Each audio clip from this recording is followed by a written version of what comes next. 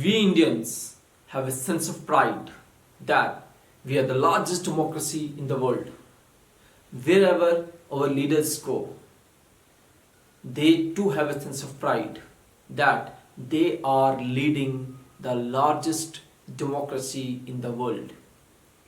And I think there cannot be a better day than today that we celebrate this largest democracy. Why today? Because today is National Voters Day that we celebrate every year on 25th of January since 2011. And why do we celebrate? Because this commemorates the establishment of the Election Commission of India, which was established way back in 1950. And as we also know that the Election Commission of India is the cornerstone of the democracy of India, and especially the political democracy. Okay, so with this line I would like to introduce you to today's lecture. और जो आज का हमारा lecture है that will be titled as Understanding Democracy on National Voters Day. So आज हम democracy के ऊपर बात करेंगे.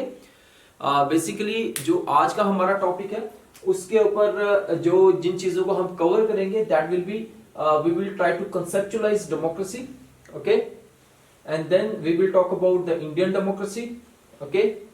After that we will talk about the importance of National Voters Day, as we are discussing that it is today is the National Voters Day, and finally the role of the Election Commission of India, okay. And before started talking about the democracy, let me tell you कि जो इस साल का national voters day का theme है that is making our voters empowered, vigilant, safe and informed. So this is the theme of this year's Voters Day. And before started talking about the democracy, we will try to ask certain questions. Okay, we will हम सबसे पहले कुछ questions हैं वो पहले हम put forward करेंगे और हम इस लेक्चर में उसी क्वेश्चन के आंसर देने की कोशिश करेंगे. और विद इन दैट जो हमारे क्वेश्चंस हैं डेमोक्रेसी को लेके, हमारी अंडरस्टैंडिंग है डेमोक्रेसी को लेके, I think that will be easier. Okay, first let's ask ourselves that how should a political community be reach at the collective decisions. मतलब कि एक जो political community है वो किस तरीके से collective decisions तक पहुंचे. okay? इसके बाद we should ask who should rule. okay? Who should rule, and then what should be the guiding principles for the formation of the government. Means when we say that the government will be formed, तो उस government formation में कौन से ऐसे सिद्धांत हैं जो government को गाइड करे. ओके, एंड फाइनली हमें ये पूछने की जरूरत है कि जो वो सिद्धांत होंगे on the basis of that what kind of institutional arrangements be made. कि पॉलिटिकल जो इंस्टीट्यूशंस हैं वो किस तरीके से होंगे, उनके अरेंजमेंट्स कैसे होंगे. Okay, so that's what that's how we will try to conceptualize democracy. Okay, so now let's try to first understand the basic understanding of democracy. Okay, देखो डेमोक्रेसी को अंडरस्टैंड करने से पहले कुछ हम पहले क्वेश्चंस हैं उनको पहले हम जान लेते हैं. we will try to understand certain questions कि who should rule, किसे रूल करना चाहिए, what should be the political arrangements for making a democracy successful, how should we reach at the collective decisions, कि किस तरीके से हम collective decisions तक पहुंचे. okay, so these are the questions that the understanding of democracy will answer. okay, so with this we will try to understand कि democracy क्या है. basically democracy जो word है, it is taken from a Greek word. These are two words, demos and krisi. Demos means people and kratos means power. It means the power of the people. Or as we know also, कि democracy means where the people are powerful. Okay, there are certain definitions also. यहाँ पे कुछ ऐसी definitions भी हैं, like सीले ने he has said that democracy is the government where everyone has a share. Okay, इसके अलावा we have a very famous definition about a democracy that was given by Abraham Lincoln, that democracy is a government by the people, of the people, for the people. Okay, democracy एक ऐसी government है where people are involved. तो इसीलिए modern times में democracy has been given this much of importance. Why? Because it talks about the people. Besides the political dimension, we have the social dimension also. Social dimension का मतलब हुआ कि society should be democratic. Society should be democratic का क्या मतलब है कि कोई भी इंसान जो है उसके साथ जात, पात, धर्म, लिंग, ठीक, on the basis of religion, caste, colour, sex, इसके ऊपर डिस्क्रिमिनेशन ना हो. जो भी कास्ट बेस्ड डिस्क्रिमिनेशन है, अट्रॉसिटीज है या रिलीजन बेस्ड है, that should not be there, वो नहीं होना चाहिए. और according if we actually look at the democracy, when we talk about the political democracy, it is a part of a procedural democracy. Okay, it is procedurally correct. But when we say that एक country जिसमें social democracy नहीं है और political democracy है, that democracy is not successful. Okay, so that's why इसीलिए जो social democracy है, जहाँ पे when we say that democracy is a government where everyone has a share. So when we say it's a social democracy, it means कि जितने भी लोग समाज में हैं, they will have a equal say in the functioning of the social setup. So that is what the social democracy is. Besides the social democracy, there is another dimension of democracy that is also very important. और वो कौन सी dimension है? That is the economic democracy. अभी economic democracy का मतलब क्या हुआ कि on the basis of economy, okay, no one should be exploited. इसका मतलब क्या हुआ कि everyone should have a minimum requirements. जो उनकी मिनिमम रिक्वायरमेंट्स हैं, that needs to be fulfilled.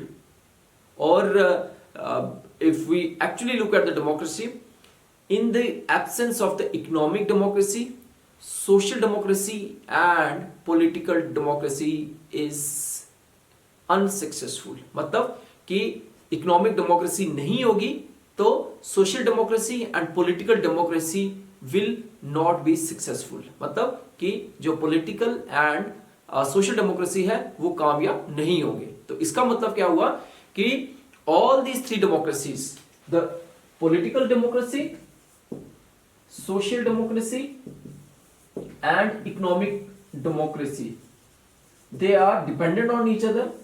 It can be like this: political democracy, or within political democracy we have social democracy, and within the social democracy we have the economic democracy.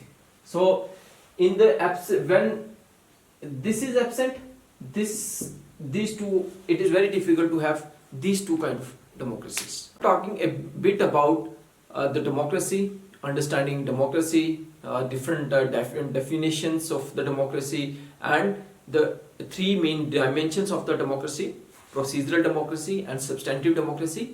We will talk about Indian democracy. और जब हम Indian democracy की बात कर रहे हैं, मैं I won't go to the facts and figures. Okay, we will try to have an understanding of कि how successful the Indian democracy was. See, at the stroke of the midnight on 15th of August 1947, when India got independent, there were few questions in front of the framers of the Constitution of India, or the then leaders of the Indian state. These questions were, what shall we do with this freedom, and what kind of political setup be made in the country so that the economy and the social setup be balanced. और एक ऐसा देश which was poor, illiteracy बहुत ज़्यादा था, unemployment बड़ा ज़्यादा था, ओके, और उस देश में डेमोक्रेसी के आइडिया को इस्टेब्लिश करवाना, it was not a simple thing. और ये चीज़ दिमाग में रखना कि just with one stroke we had universal adult franchise, we gave political rights to all the citizens of the Indian state. That was not a small thing, क्योंकि वो एक ऐसा समय था जब दुनिया के बहुत सारे विकसित देश भी ऐसे थे जहां पे यूनिवर्सल एडल्ट फ्रेंचाइज नहीं था. And when we say that India was having the universal adult franchise, that was a big thing. और इसके अलावा आफ्टर 1945 जब बहुत सारे आज़ाद होने लगे तो सभी countries they were trying to move towards democracy, लेकिन एज वी ऑल्सो नो कि most of the countries were not successful in establishing democracy, but Indian state was able to establish democracy. और India took the help of the British rule. They adopted the Westminster model that was based on first past the post system. और वो क्या system था जिसमें that is based on the majoritarian vote. India adopted that system, but except the 21 months from 1975 to 1977 when India saw the emergency, except those months India was very much successful in having the largest democracy in the world. And when we try to compare this democracy, we do not find any other example in the world. Though we have one example, we have the example of Costa Rica. But let me tell you, Costa Rica is a very small country in Central America, whose population, according to 2019 census, was around 50 lakhs or 5 million. And the GDP of that country is around 12,000 US dollars per capita. And on the other hand, we know about the population of India, more than 1.3 billion, and the per capita GDP is around US 2100 US dollar. Considering these things in mind, I think when we say that we have a sense of pride, we should have that sense of pride, because we are able to strengthen our political democracy. But this is a day when we have to recall, and when we have to understand this thing, that in the absence of political, in the social and economic democracy, the political democracy will not make much sense. Let's recall and remember the role of the Election Commission of India, which conducts elections for the largest democracy in the world, and it works under the part 15th of the Constitution of India, from Article 324 to 329, that lists the rules and regulations for the functioning of the Election Commission of India.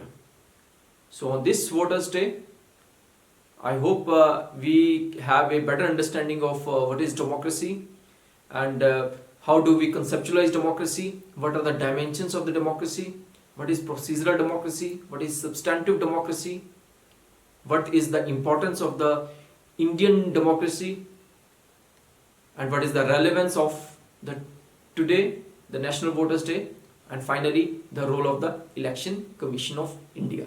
Thank you.